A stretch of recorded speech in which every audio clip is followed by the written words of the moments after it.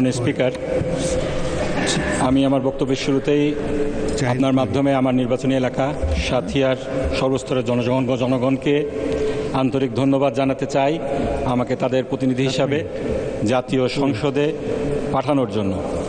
আমি এই সুযোগে আপনাকেও ধন্যবাদ জানাতে চাই, অভিনন্দন জানাতে চাই। আপনি সংসদে এবং মন্ত্রী পরিষদে আমার শহীদ পিতা মাওলানা মতিউর রহমান নিজামীর কলিগ ছিলেন। আপনি একজন বীর মুক্তিযোদ্ধা, আমাদের দেশের একজন মাননীয় সদস্য, আপনার সময় 5 মিনিট। ধন্যবাদ মাননীয় স্পিকার। ব্যক্তিগতভাবে 2002 সালে আপনার সাথে একসাথে হজ করার সুযোগ হয়েছিল।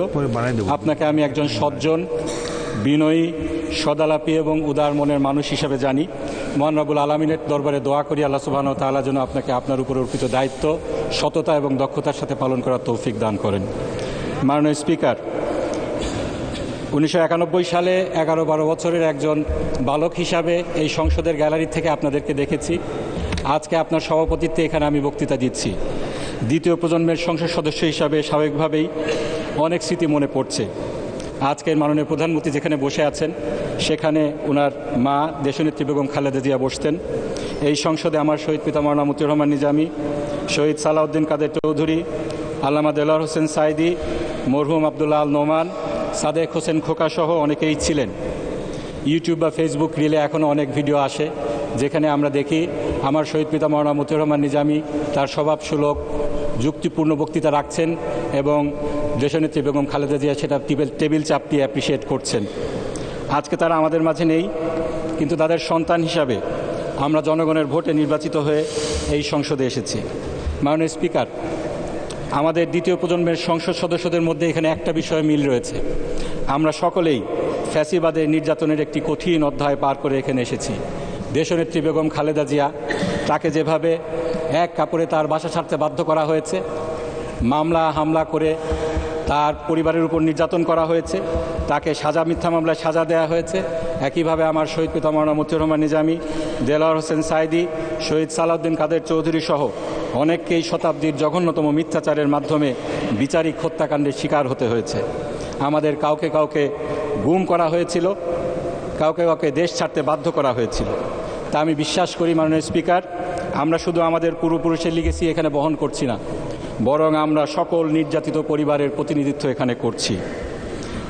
আমরা এমন একটি সময় দেখেছি মাননীয় স্পিকার, যখন অবিচারকে বিচার, অনিয়মকে নিয়ম হিসাবে প্রতিষ্ঠিত করা হয়েছিল। আদালতের কাঁধে বন্দুক রেখে সংবিধান সংশোধন করে ফ্যাসিবাদকে সাংবিধানিকভাবে প্রতিষ্ঠিত করা হয়েছিল। মাননীয় স্পিকার, ফ্যাসিবাদকে প্রাতিষ্ঠানিক রূপ দেয়া হয়েছিল। সেই ফ্যাসিবাদকে অপসারণ করার জন্য, গণতন্ত্রকে পুনরুদ্ধার করার জন্য একটি বিপ্লব অনিবার্য হয়ে পড়েছিল এবং সেই বিপ্লব আমরা দেখেছি 24শে জুলাই এদেশের ছাত্র জনতা দল মত নির্বিশেষে বুকের তাজা রক্ত ঢেলে এদেশ থেকে ফ্যাসিবাদকে উৎখাত করেছে। মাননীয় স্পিকার, আমরা সকলে এই জুলাই সনদ বাস্তবায়নের কথা বলছি, যে সনদের ব্যাপারে আমরা সকল দল একমত হয়ে স্বাক্ষর করেছি, যে সংস্কারের বিষয়ে প্রায় 70% জনগণ হা ভোট দিয়েছে। কিন্তু আজকে সেই সনদ কীভাবে বাস্তবায়িত হবে সেটা নিয়ে ধোঁয়াশা তৈরি হয়েছে। বাস্তবায়ন সংক্রান্ত রাষ্ট্রপতির আদেশ নিয়ে আজকেও এই সংসদে কথা হয়েছে। মাননীয় সংসদ সদস্য স্বরাষ্ট্রমন্ত্রী সালাউদ্দিন সাহেব বললেন এই আদেশটি না আইন না অধ্যাদেশ। এটি অধ্যাদেশ না মাননীয় স্পিকার। সংবিধানের 93 অনুচ্ছেদ অনুযায়ী কোনটা অধ্যাদেশ এটা নির্ধারিত হয়েছে, কিন্তু এটা আইন মাননীয় স্পিকার। এবং আইনের যে সংজ্ঞাটা এটা আমাদেরকে সংবিধান থেকেই নিতে হবে, বাইরের থেকে নিলে চলবে না। এই আইন কি এই ব্যাপারে সংবিধানে সুস্পষ্টভাবে 152 নম্বর অনুচ্ছেদে বলা হয়েছে, সেটা আমি একটু পড়ছি। আইন অর্থ কোনো আইন, অধ্যাদেশ, আদেশ। সুতরাং সকল আদেশ, সেই আদেশগুলা যেগুলো রাষ্ট্রপতি দিয়ে থাকেন সেগুলা আইন এই সংবিধান অনুযায়ী। আমাদের এই বাংলাদেশে এই আদেশ কিন্তু প্রথম আদেশ নয় মাননীয় স্পিকার, এই আদেশ কিন্তু আগেও হয়েছে।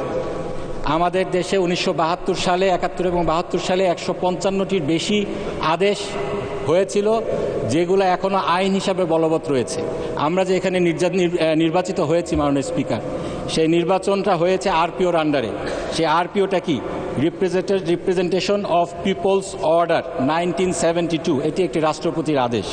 সুতরাং এটা বলার কোনো সুযোগ নেই যে রাষ্ট্রপতির আদেশ এটা আইন নয়। আমরা এই সংবিধান সংরক্ষণের জন্য, সমুন্নত রাখার জন্য শপথ নিয়েছি। এই সংবিধান অনুযায়ী যেটা আইন সেটা আমাদেরকে মানতে হবে। এই রাষ্ট্রপতির আদেশ একটি আইন, এটা আমাদেরকে মানতে হবে। এই আইনের ব্যত্যয় যারা ঘটিয়েছেন তারা আইন ভঙ্গ করেছেন। আজকে আইন অনুযায়ী 30 দিনের মধ্যে এই সংস্কার পরিষদ ডাকার কথা ছিল।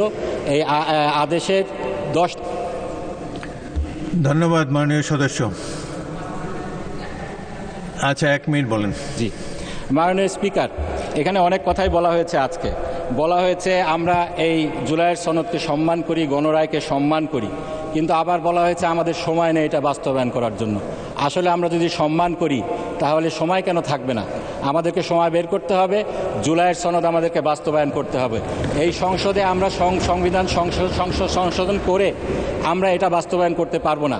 আমাদের সুপ্রতিষ্ঠিত যেই জুরিসপ্রুডেন্স রয়েছে, সেই 8ম সংশোধনীর আনোয়ার হোসেনের মামলায় যেটা বলা হয়েছে, সংসদ চাইলেই সংবিধানের মৌলিক কাঠামোকে পরিবর্তন করতে পারেন না। 8ম সংশোধনীর স্পেসিফিক যেই বিষয়টি ছিল সেটি ছিল এই বিচার বিভাগকে বিকেন্দ্রীকরণ। সেই বিষয়টি কিন্তু আমাদের সেই অধ্যাদেশের মধ্যেও এসেছে। আমরা গণভোট সেই বিষয় দিয়েছি, জুলাই সনদের মধ্যেও রয়েছে।